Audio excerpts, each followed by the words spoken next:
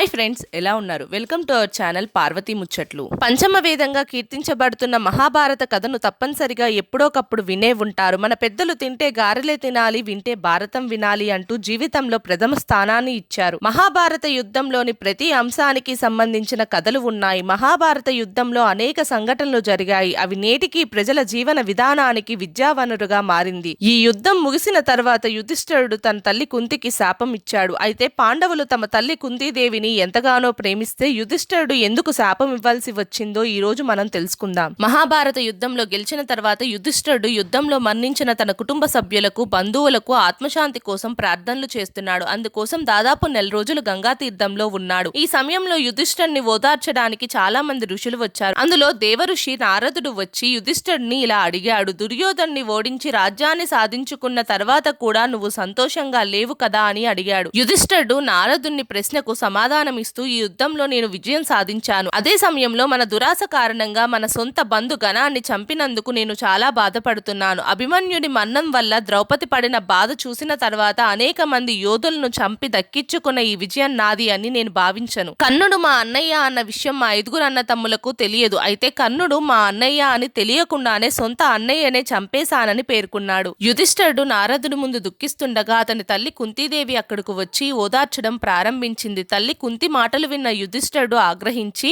తన తల్లితో ఇలా అన్నాడు. ఇంత పెద్ద విషయాన్ని దాచి మమ్మల్ని కాపాడావు, అన్నయ్యను చంపించి మమ్మల్ని హంతకులను చేశావు అంటూనే యుధిష్ఠిరుడు కోపాగ్రితుడై తన తల్లి కుంతితో సహా మొత్తం స్త్రీజాతినే శపించాడు. ఈ రోజు నుంచి స్త్రీజాతి కోరుకున్నప్పటికీ వారు తమ హృదయంలో ఏ విషయాన్ని దాచుకోలేరని శపిస్తున్నానని అన్నాడు.